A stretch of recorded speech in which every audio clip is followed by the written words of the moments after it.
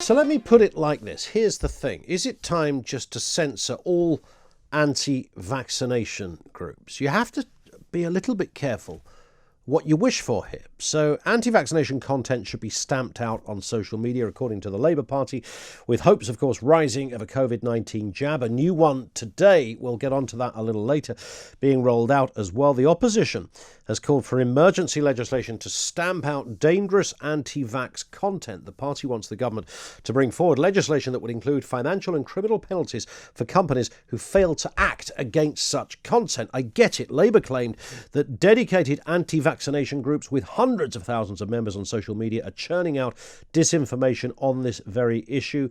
Don't take my word for it. This is John Ashworth, the Shadow Health Secretary. He said, everyone's entitled to their opinion, but not their own facts. He said dangerous nonsense is being spread on social media by people who are against inoculations, and it erodes trust in vaccines. There is poison, garbage, and conspiracy theories online. It's all nonsense, he added, and said Labour wanted to work with the government to tackle the issue. Is it time then to censor all vaccination groups? 0344 499 1000. Now, I've talked about this so many times. The conspiracies, the nutters, the fools, the disinformation, the misinformation, the hyperbole, the inventions of ideas, the unqualified bile, the list goes on. We even had the Russian government sending out memes suggesting that a Western vaccine could turn you into a monkey.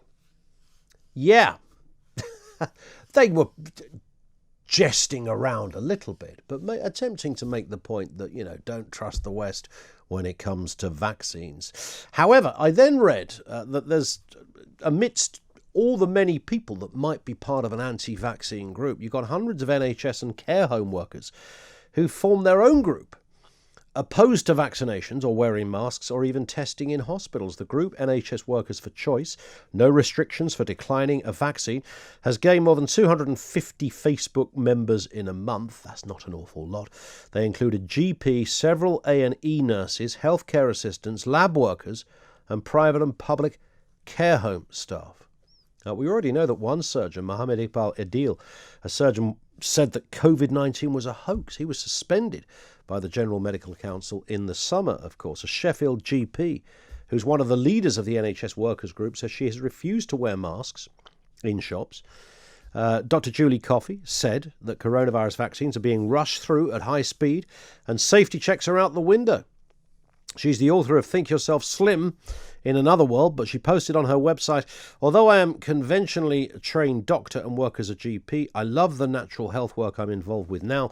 It's hugely satisfying to help people reach better health naturally, which sometimes enables them to chuck their pills away. As well as being on the NHS group, she shared information from anti-vaccination groups.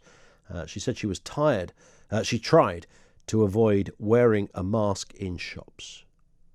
What do anti-vaxxers base their decisions on?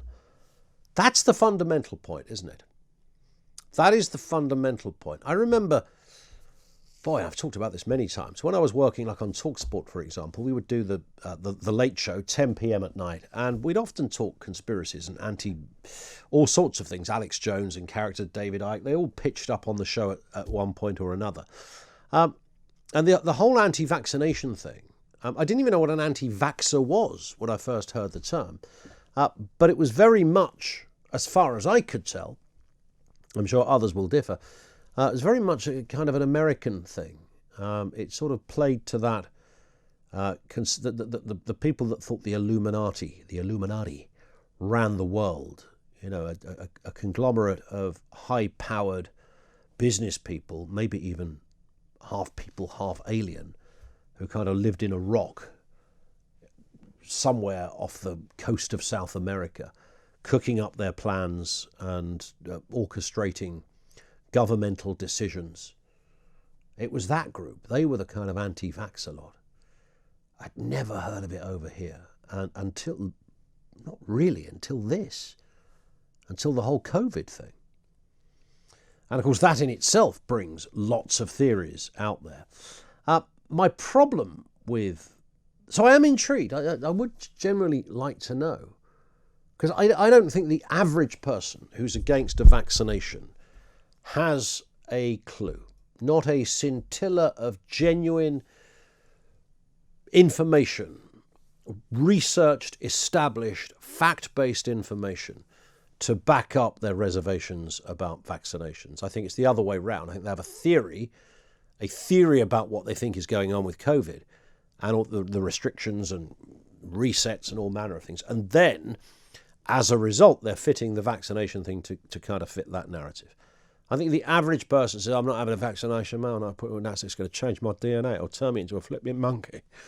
That lot, I don't think, have a Scooby-Doo of what's going on. Genuinely, it is high-octane, invented guff on the part of tinfoil hat-wearing dodgepots who, frankly, must have too much time on their hands. Why would you go there?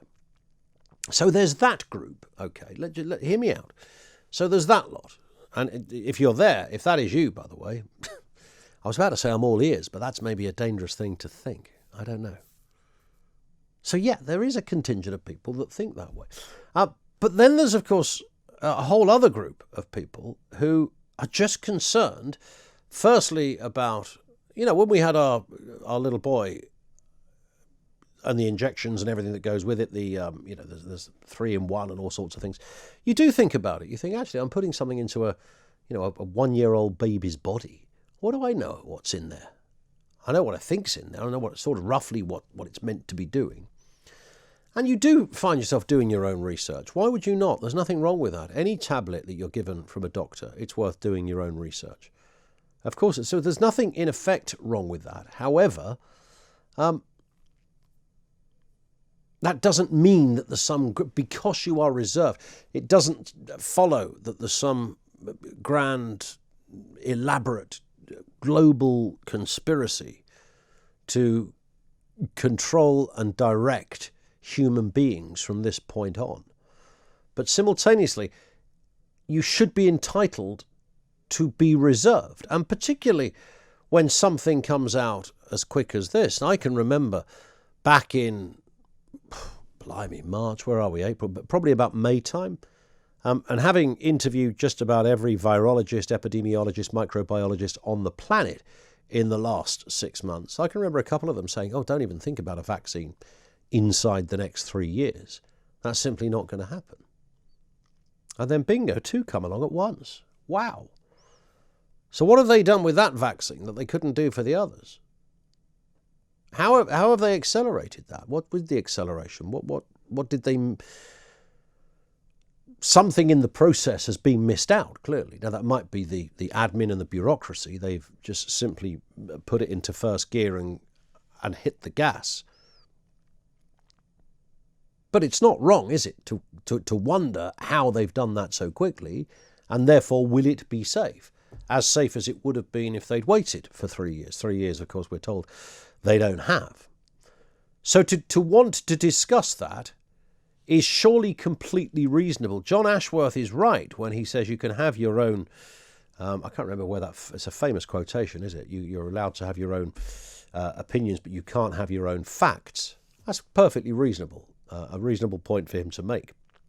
So be concerned, but you can't invent stuff. You can't start embroidering a genuine reservation about whether you want an injection into something that you couldn't qualify in a million years. If somebody stood you in a court of law, you couldn't stand that up. 0344 499 1000. Is it time then to censor all anti-vaccination groups? Is that where we need to go on this? That's what Labour are calling for.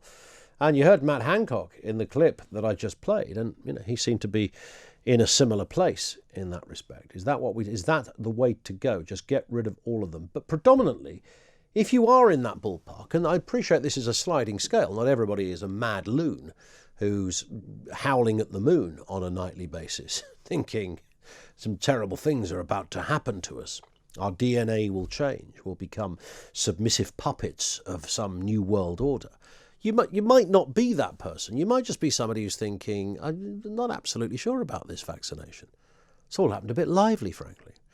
Simultaneously, of course, I mean, the overarching reservation about vaccinations should also be, we should counter that by saying, well, hang on a second, what are you meant to do then in a world where things change, pandemics happen, viruses come along? You find a jab. That's what medicine has done forever. If you look around the world, jabbing people with all manner of gubbins, pharmaceutically speaking, has solved tens of hundreds of millions of lives, I'm sure.